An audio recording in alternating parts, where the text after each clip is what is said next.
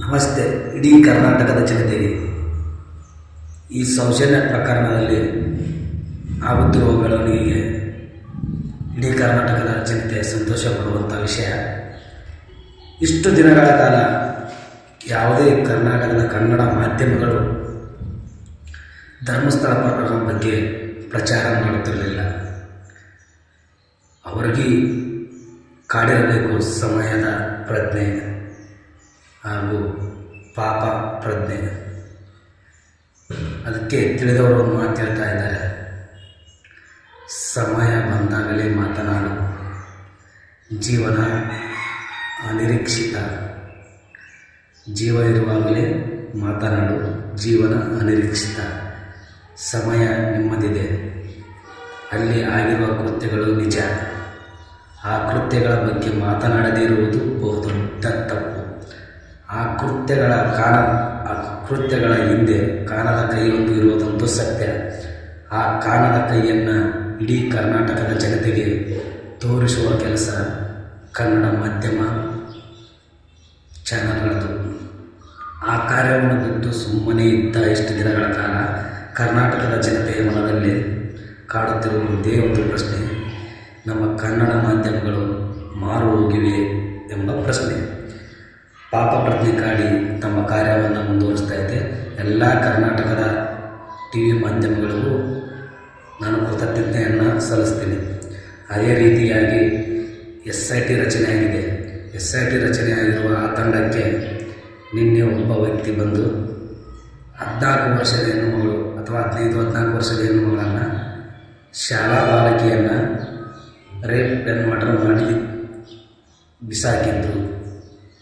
ಕೊಳೆತು ಹೋಗುವ ಸಂದರ್ಭದಲ್ಲಿ ಊತುವಾಗಲು ಹೇಳುವಂಥ ಒಂದು ವಿಷಯ. ಆ ವಿಷಯವನ್ನು ಅವರಿಗೆ ಪಾಪ ಪ್ರಜ್ಞೆ ಕಾಡಿ ಅವರು ನೇರವಾಗಿ SIT ತಂಡಕ್ಕೆ ವರದಿ ಕೊಡಲು ಬಂದಿದ್ದರು. ಅವರಿಗೆ ಸೋಮವಾರದಂದು ಸಮಯ ಕೊಟ್ಟಿದ್ದಾರೆ SIT ತಂಡ ಅಂತ ಮಾಧ್ಯಮಗಳ ಮುಖಾಂತರ ತಿಳಿದಿದೆ. ಅದೇ ರೀತಿಯಾಗಿ ಎಷ್ಟೋ ಅಲ್ಲಿ ಧರ್ಮಸ್ಥಳದ ವ್ಯಕ್ತಿಗಳು ಈ ವಿಷಯದಲ್ಲಿ ತಿಳಿದಿರುವಂಥ ವಿಷಯಗಳನ್ನು ದಯಮಾಡಿ ಬಂದು SIT ತಂಡದ ಮುಂದೆ ನೀವು ಹೇಳಲೇಬೇಕು. ಯಾಕಂದರೆ ಈಗ ನೀವು ಹೇಳದಿದ್ದರೆ ಮುಂದೆ ಒಂದು ದಿನ ನಿಮ್ಮ ಮನೆಯ ಹೆಣ್ಣುಮಗಳಿಗೂ ಆ ಥರ ಆಗುವ ಸಂಭವವಿರುತ್ತದೆ. ನಿಮಗೆ ಕಾಡಿರುವ ಪಾಪ ಪ್ರಜ್ಞೆಗಳನ್ನು ಹೊರಬಿಚ್ಚಿ ಹಾಕಿ ಅಲ್ಲಿ ಆಗಿರುವ ಕ್ರೂರ ಕೃತ್ಯಗಳಿಗೆ ನ್ಯಾಯ ದೊರಕಿಸುವ ಕೆಲಸ ಧರ್ಮಸ್ಥಳದ ಪ್ರಜೆಗಳ ಕೆಲಸವಾಗಿರುತ್ತೆ. ಯಾಕಂದರೆ ನಾವು ಅಲ್ಲಿ ಇರುವವರಲ್ಲ, ನಾವು ಮಾಧ್ಯಮಗಳ ಮುಖಾಂತರ, ಸೋಷಿಯಲ್ ಮೀಡಿಯಾಗಳ ಮುಖಾಂತರ ತಿಳಿದಿರುವ ವಿಷಯವನ್ನು ಮಾತಾಡ್ತೀವಿ ಹೊರತು ಅಲ್ಲಿ ನೈಜವಾಗಿ ನಡೆದಿರುವ ಘಟನೆಗಳು ನಿಮ್ಮ ಕಣ್ಣಿಗೆ ಬಿದ್ದಿರುತ್ತೆ. ಆ ಬಿದ್ದಿರುವ ವಿಚಾರವನ್ನು SIT ತಂಡಕ್ಕೆ ನೀವು ಸಾಕ್ಷಿಗಳ ಸಮೇತ ಕೊಟ್ಟು ಈ ಒಂದು SIT ತಂಡವನ್ನು ಜಯಶಾಲಿಯಾಗಿ ಮಾಡಬೇಕಂತ ತಮ್ಮಲ್ಲಿ ಕೋರಿಕೆ. ಯಾರೇ ಇರಲಿ, ನಿಮಗೆ ಕಾನೂನು ರೀತಿಯಿಂದ ರಕ್ಷಣೆ ಇದ್ದೇ ಇರುತ್ತೆ. ದಯಮಾಡಿ ಕೈ ಮುಗಿದು ಕೇಳುತ್ತೇನೆ, ಅಲ್ಲಿ ಆಗಿರುವ ಘಟನೆಗಳನ್ನು ಕಣ್ಣಾರ ನೋಡಿದ್ದೇ ಇರಲಿ, ಅವುಗಳಿಗಿರುವ ಸಾಕ್ಷಿಗಳೇ ಇರಲಿ, SIT ತಂಡದ ಮುಂದೆ ತಂದು ಕೊಡಿ. ನಿಮಗೆ ಅಷ್ಟು ಅನುಮಾನವಿದ್ದರೆ ಆ ಸಾಕ್ಷಿಗಳನ್ನು ಪ್ರತಿಯಾಗಿ ನೀವು ಒಂದನ್ನು ಶೇಖರಣೆ ಮಾಡಿಟ್ಟುಕೊಂಡು SIT ತಂಡಕ್ಕೆ ಒಂದು ಪ್ರತಿಯನ್ನು ಕೊಡಿ. ಒಂದು ವೇಳೆ SIT ತಂಡದವರು ಮೋಸ ಮಾಡಿದರೆ ಆ ಪ್ರತಿಯನ್ನು ಸೋಷಿಯಲ್ ಮೀಡಿಯಾದಲ್ಲಿ ಹಾಕಬಹುದು. ನನಗಿರುವ ಭರವಸೆಯ ಪ್ರಕಾರ SIT ತಂಡ ಯಾವುದೇ ರೀತಿ ತೊಂದರೆ ಆಗಲ್ಲ.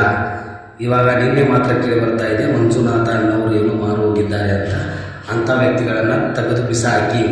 SIT ತಂಡಕ್ಕೂ ನನ್ನಿಂದ ಕೋರಿಕೆ ಏನಂದರೆ, ನೀವು ಕರ್ನಾಟಕದ ಜನತೆಗೆ ಹೀರೋ ಆಗುವ ಸಂದರ್ಭ ಬಂದಿದೆ. ನೀವು ಈ ಹೀರೋಯಿಸಮ್, ಕಾನೂನಿನ ಹೀರೋಯಿಸಮ್ ತೋರಿಸಿಕೊಳ್ಳಲೇಬೇಕು. ಇಂಥ ಸಂದರ್ಭ, ಇಂಥ ಅವಕಾಶಗಳು ಕಾನೂನಲ್ಲಿ ಪದೇ ಪದೇ ಸಿಗಬೇಕಂದರೂ ಸಿಗಲ್ಲ.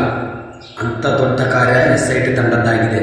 ಆ SIT ತಂಡದ ಕಾರ್ಯವನ್ನು ನೀವು ನಿಷ್ಠೆಯಿಂದ ನಿರ್ವಹಿಸಿದರೆ ಕರ್ನಾಟಕ ಜನತೆಯಿಂದ ನಿಮಗೆ ಬಹುದೊಡ್ಡ ಗೌರವಯುತವಾದ ಗೌರವ, ಅವರ ಕಣ್ಣಿನ ದೃಷ್ಟಿಯಲ್ಲಿ, ಅವರ ಭಾವನೆಗಳ ದೃಷ್ಟಿಯಲ್ಲಿ ನೀವು ಒಬ್ಬ ದೊಡ್ಡ ವ್ಯಕ್ತಿ, ಒಬ್ಬ ಹೀರೋ ಆಗಿ ಹೊರಹೊಮ್ಮುತ್ತೀರಾ.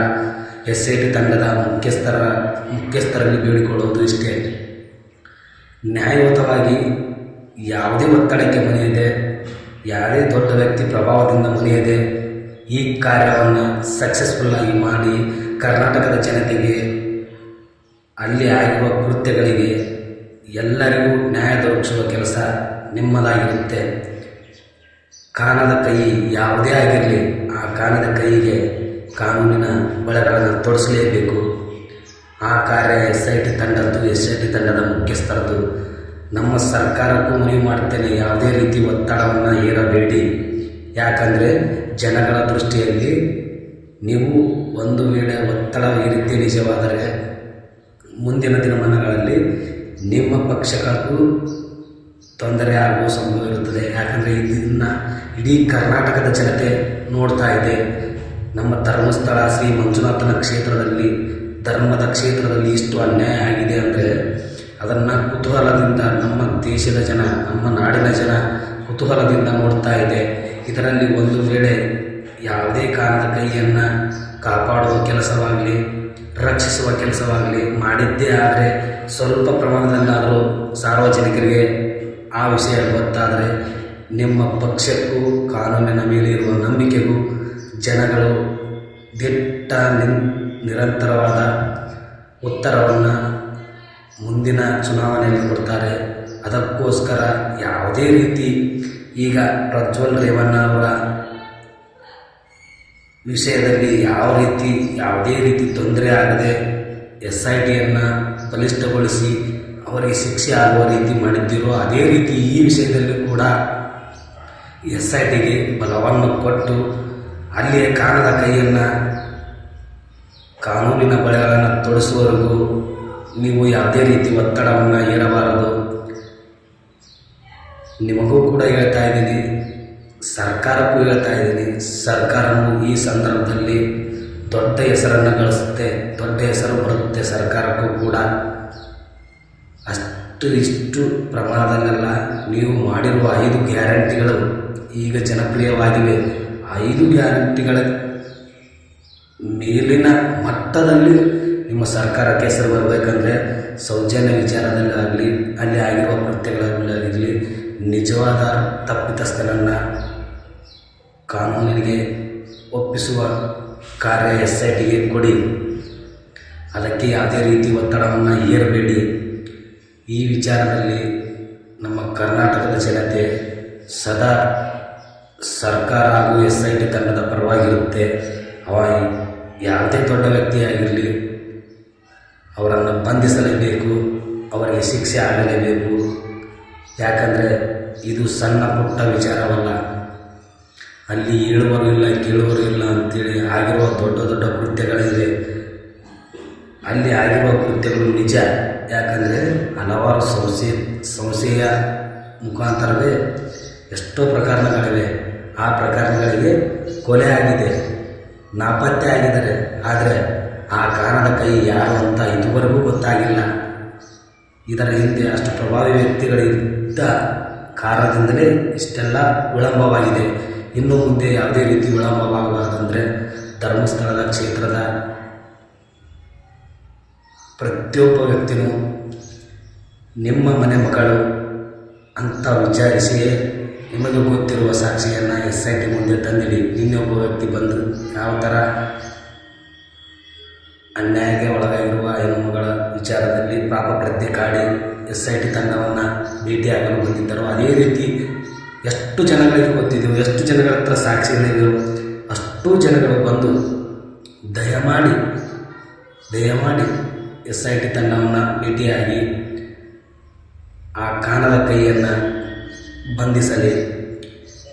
ಹಾಗೂ ಒಂದು ಮಾತನ್ನು ಹೇಳ್ತಾ ಇದ್ದೀನಿ, ಆ ಧರ್ಮಸ್ಥಳ ಕ್ಷೇತ್ರದಲ್ಲಿ ಮಾಡಿರುವ ಪಾಪ ಕೃತ್ಯಗಳಿಗೆ ಕಾರಣವಾದವರನ್ನು ಮಾತ್ರ ದ್ವೇಷಿಸೋಣ.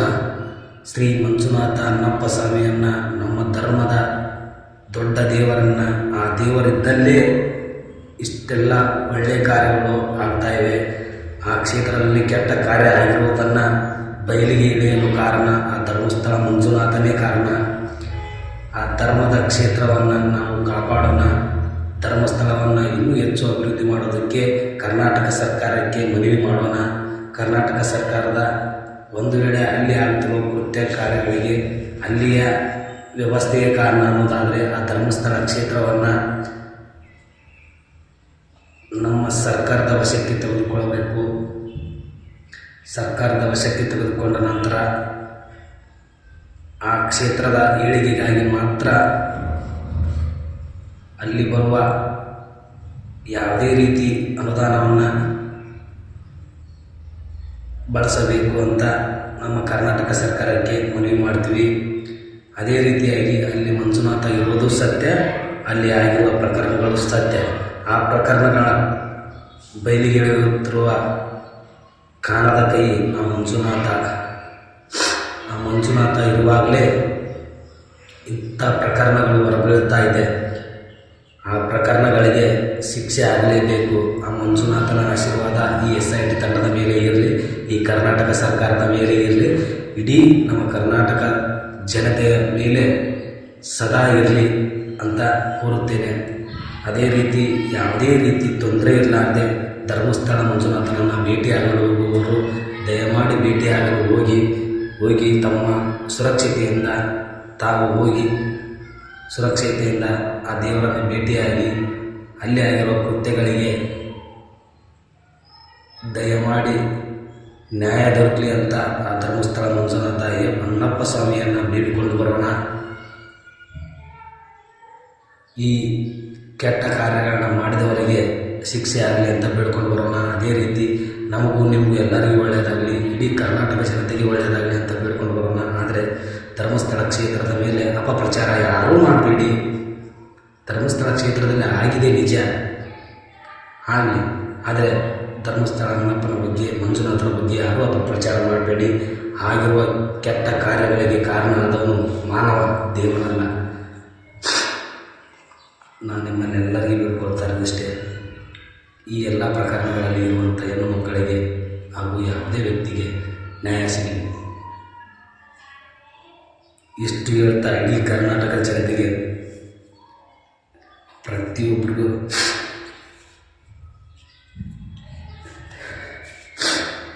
ಅಲ್ಲಿ ಆಗಿರುವ ಅನ್ಯಾಯದ ಬಗ್ಗೆ ನಾನು ಹೇಳ್ತಿರೋದಿಷ್ಟೇ.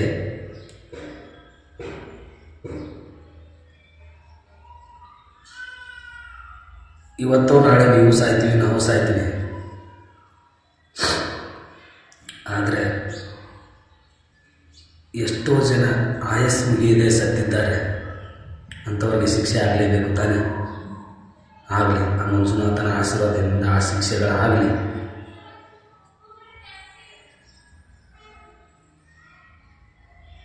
SIT ತಂಡಕ್ಕೆ ಮನಪೂರ್ತಿಯಾಗಿ ಬೇಡಿಕೊಳ್ಳೋದಿಷ್ಟೇ, ಯಾವುದೇ ರೀತಿ ತೊಂದರೆಗೆ ಒಳಗಾಗದೆ, ಯಾವುದೇ ಒತ್ತಡಕ್ಕೆ ಬಗ್ಗದೆ ಈ ಕೇಸನ್ನು ಮುಕ್ತಾಯ ಆಗಲೇಬೇಕು.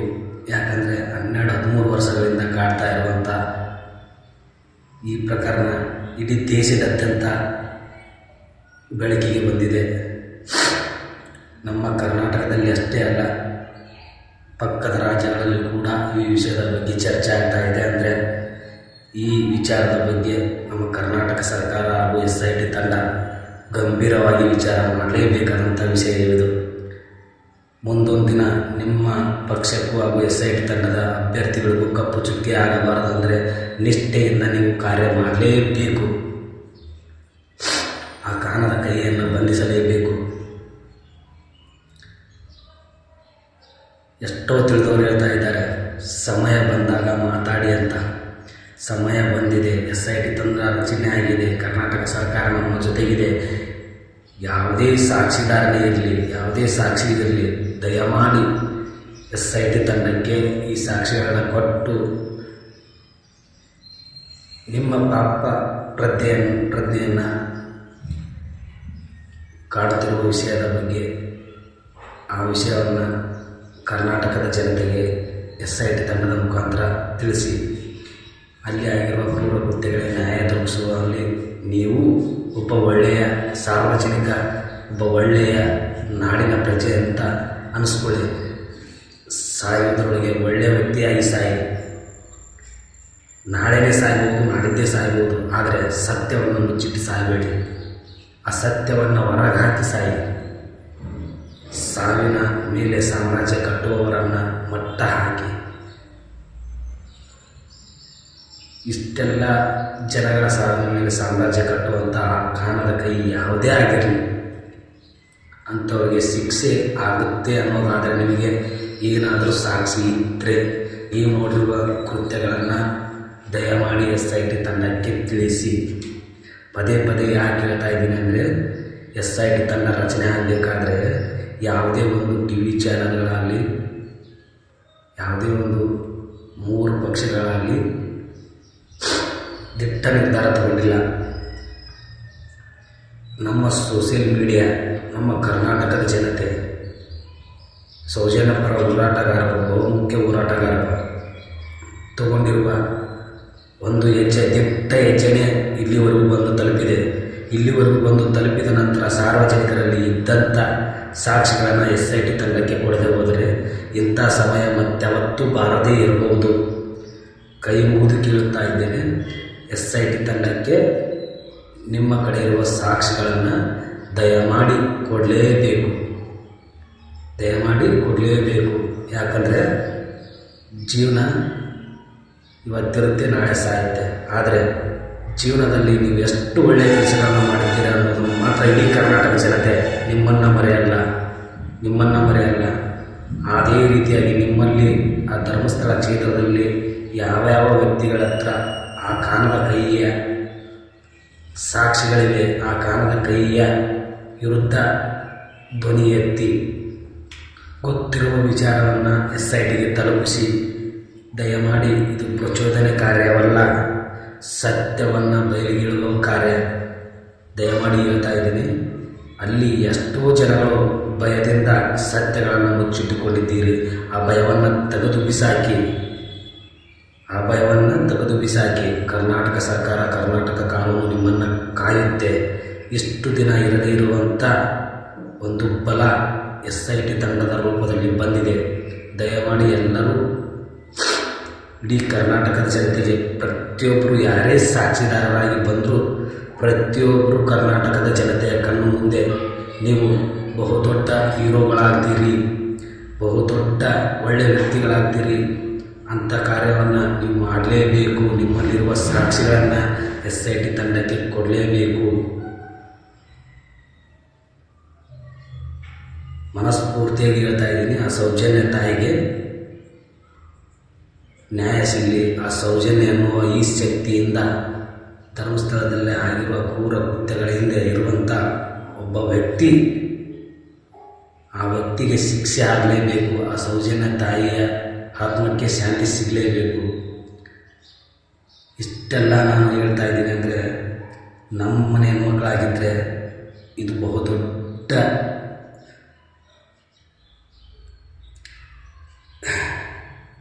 ಕ್ರಾಂತಿಕಾರಿ ಆಗ್ತಾಯಿತ್ತು. ಯಾಕಂದರೆ ಅವಳು ನಮ್ಮ ಮನೆ ಹೆಣ್ಮಗಳೇ. ಆದರೆ ಅಲ್ಲಿ ಜನ ಸ್ವಾರ್ಥ ಜನ ಅನಿಸುತ್ತೆ. ಆ ಕಾರಣಕ್ಕೋಸ್ಕರ ಇಲ್ಲಿವರೆಗೂ ಅವರನ್ನು ಗೊತ್ತಿದ್ದು ಸುಮ್ಮನೆ ಬಿಟ್ಟಿದ್ದಾರೆ. ಅದೇ ವೇಳೆ ಉತ್ತರ ಕರ್ನಾಟಕದಲ್ಲಿ ಬರೀ ಸಂಶಯ ಬಂದಿದ್ದರೆ ಅವರು ಜೀವಂತ ಇರ್ತಾ ಇರಲಿಲ್ಲ. ನಿಜ ಹೇಳ್ತಾ ಇದ್ದೀನಿ. ಉತ್ತರ ಕರ್ನಾಟಕದಲ್ಲಿ ಇಂಥ ಕ್ರೂರ ಕೃತ್ಯಗಳನ್ನ ಮಾಡಿ 12 ವರ್ಷಗಳ ತನಕ ಜೀವಂತವಾಗಿ ಇರ್ತಿದ್ದಿಲ್ಲ. ಇದು ನಿಜ, ಸತ್ಯ. ಅಲ್ಲಿ ಜನ ಒಂದಿಟ್ಟು ಮುಗ್ಧತೆ ಹೊಂದಿರುವಂಥ ಜನ, ಬೆದರಿಕೆಗೆ ಬೆದರಿದ ಜನ. ದಯಮಾಡಿ ಆ ಬೆದರಿಕೆಗಳಿಗೆ ಬೆದರಬೇಡಿ. SIT ತಂಡವಿದೆ. SIT ತಂಡದ ಮುಂದೆ ಬಂದು ನಿಮ್ಮ ಸಾಕ್ಷಿಗಳನ್ನು ದಯಮಾಡಿ ಕೊಡಿ ಅಂತ ಧರ್ಮಸ್ಥಳದ ಕ್ಷೇತ್ರದ ಗ್ರಾಮದ ಸದಸ್ಯರಲ್ಲಿ ಬೇಡಿಕೊಳ್ತಾ ಇದ್ದೇನೆ. ತಮ್ಮಲ್ಲಿರುವ ಸಾಕ್ಷಿಗಳನ್ನು SIT ತಂಡಕ್ಕೆ ಕೊಡಿ, ದಯಮಾಡಿ ಕೊಡಿ. ಪ್ಲೀಸ್ ಕೊಟ್ಟು ಸಹಕರಿಸಿ.